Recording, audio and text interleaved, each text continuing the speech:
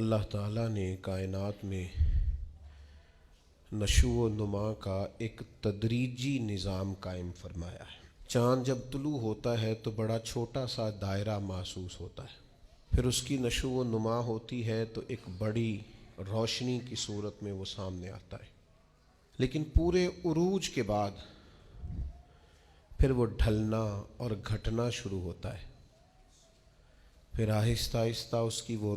عروج والی روشنی ماند پڑتی ہے، اور کچھ دن اس پر ایسے آتے ہیں کہ بالکل دکھائی نہیں دیتا۔ سورج کی شعاعیں جب سورج صبح نکلتا ہے تو ماند ہوتی ہیں، پھر وہ اتنے عروج پہ ہوتا ہے کہ کوئی اس سے آنکھ نہیں ملا سکتا، لیکن شام کو پھر وہ اپنے زوال کو دیکھتا ہے۔ درخت ایک چھوٹے سے پودے کی صورت میں ہوتا ہے، کبھی کبھی یوں بھی لگتا ہے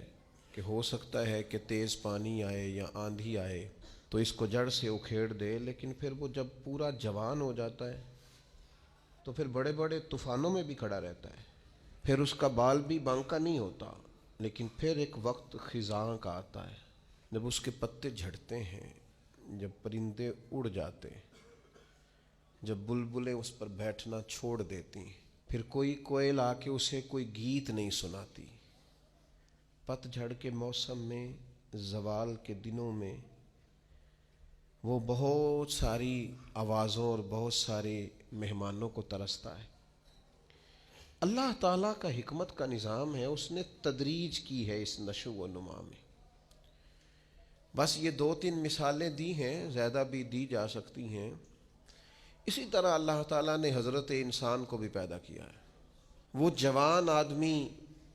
جو محنت مزدوری کرتا ہے، دوڑتا ہے، بھاگتا ہے، آتا ہے، جاتا ہے، رزق کماتا ہے تو کئیوں کو پالتا ہے۔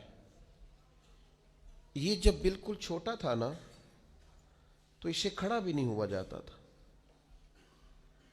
اس کے والدین انگلی کے سہارے چلاتے تھے۔ آج جو کئیوں کو کھلاتا ہے کما کے اللہ کی توفیق سے، ایک وقت یہ تھا کہ یہ اپنے ہاتھ سے لقمہ اٹھا کے منہ میں نہیں ڈال سکتا تھا، اس کے ماں باپ اس کے منہ میں لقمے ڈالتے تھے،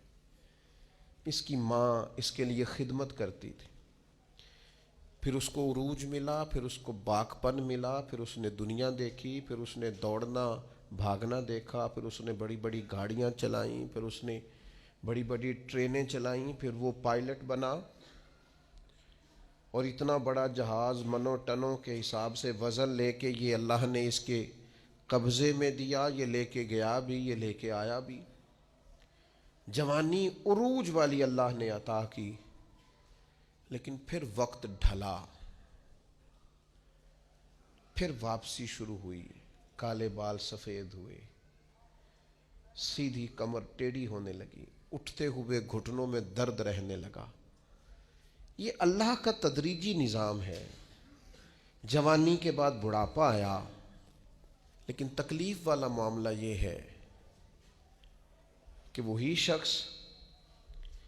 جس طرح اللہ ماشاء اللہ جوانی میں خود بھول گیا تھا کہ مجھ پر کبھی بچپن بھی تھا، میں کبھی کمزور بھی تھا، هل اتى على الانسان حين من الدهر لم يكن شيئا مذكورا، انسان پر ایک وقت وہ بھی تو گزرا ہے جب یہ کوئی قابل ذکر چیز ہی نہیں تھا، اس کا نام تک نہیں تھا۔ جس طرح جوانی میں یہ بھول جاتا ہے نا مجھ پر بچپن بھی تھا، اسی طرح جب یہ بوڑھا ہوتا ہے تو بعض اوقات بچے بھی بھول جاتے ہیں۔ ان کا خیال ہوتا ہے کہ شاید ابا ہی بوڑھا ہوا ہے، دادا ہی بوڑھا ہوا ہے، ہم نے شاید نہیں ہونا۔ وہ بڑی جلدی بوڑھوں کو سکریپ کا مال بنا دیتے ہیں، ان کے لیے چارپائیاں سٹور روم میں لگ جاتی ہیں، ان کو کہا جاتا ہے کہ ابا کو ایسی کی اس لیے ضرورت نہیں رہی کہ گھٹنوں میں درد ہے، ان کو یہ کہا جاتا ہے کہ چونکہ ان کا سامان ہی مختصر سا ہے لہذا بڑے کمرے کی حاجت ہی نہیں ہے۔ دھیرے دھیرے بزرگوں کے ساتھ لوگوں کا رویہ سخت ہے۔